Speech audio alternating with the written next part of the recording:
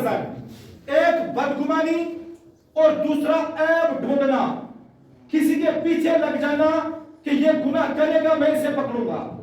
इसी के मुताबिक मैंने कुरान पाक की आयत करीमा और इसी के साथ मैंने हदीस पाक का एक टुकड़ा पेश किया है जिसमें अल्लाह के रसूल इरशाद फरमाते हैं वमन सतरा मुस्लिमन सतरल्लाहु यौमल क़ियामा। मेरे दोस्तों, पहली बात तो ये अल्लाह का कुरान जो इरशाद फरमा रहा है, बहुत से गुमानों से, गुमान कहते हैं शक में पड़ जाना। गुमान किसे कहते हैं? शक में पड़ जाना, शक करना, यह गुमान है। अब कोई गुमान अच्छा भी हो सकता है, कोई गुमान बुरा भी हो सकता है। दो किस्म के हैं, एक तो बदगुमानी है, एक अच्छा गुमान है। मिसाल के तौर पर, लेकिन गुमान नहीं करना है। इसकी मिसाल ऐसे समझा दो आप, और खास करके हम बदगुमानी में मुलविस हर कोई नजर आता है।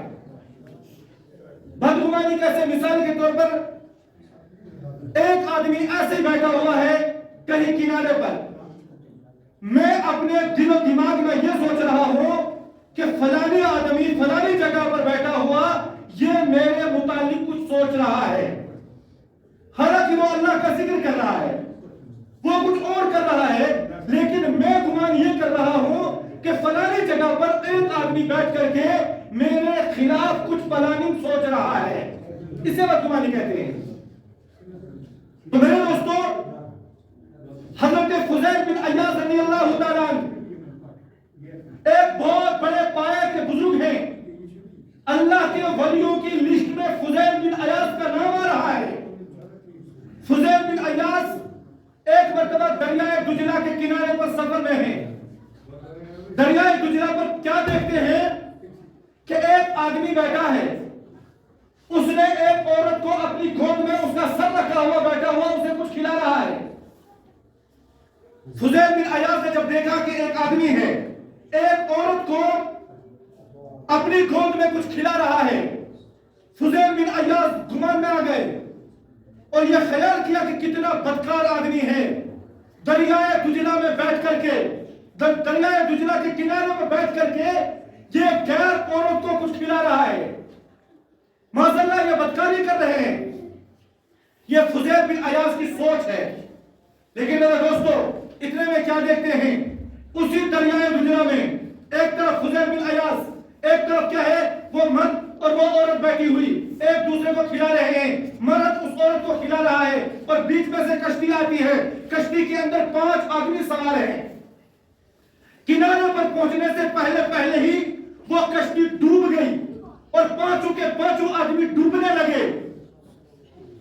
जो उस औरत को खिला रहा था उसने छलांग मारी, दरियाए दुजला के अंदर 3 आदमियों को बचा लिया और बाहर निकाल लिया। जब 3 आदमियों को निकाला तो आवाज दी फुज़ैल बिन अय्याज़ को, है फुज़ैल, मैंने 3 आदमियों को बचा लिया है, तू 2 आदमियों को बचा ले। फुज़ैल बिन अय्याज़ सोच में पड़ गई, यार मैं तो इसको गुनहगार समझ रहा था, मैं तो इसको जानी समझ रहा था, इसने 3 आदमियों को बचा लिया और अब मुझे आवाज दी कि तू 2 को बचा ले। फुज़ैल बिन अय्याज़ अभी यही सोच रहे थे, वो शख्स खड़े हो गए और खड़े होने के बाद उस शख्स ने फिर छलांग मारी और उन 2 बचे हुए आदमियों को भी बचा लिया। वापस पलटे, जब निकाल लिया, फुज़ैल बिन अय्याज़ की तरफ आवाज दी, फुज़ैल, तूने जो मेरे लिए बदगुमानी तेरे दिमाग में पल रही थी, इससे तौबा कर ले, मैं भी माफ करता हूं, अल्लाह भी माफ करेगा। उसके दिमाग में था ना, मतलब बदगुमानी थी कि यार ये किसी गैर औरत को खिला रहा है। कहा कि मेरे लिए जो तेरे दिमाग में बदगुमानी थी वो अपने दिल से निकाल ले, मैंने तुझे माफ कर लिया, अल्लाह से माफी मांग ले, अल्लाह भी तुझे माफ कर देगा।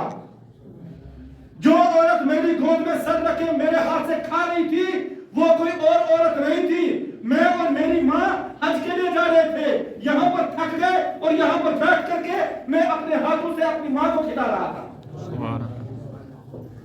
तो फुज़ैल बिन अय्याज़ फौरन डर गए, खौफ खा गए, तौबा कर ली, उससे भी माफी मांग ली। ये बदगुमानी है।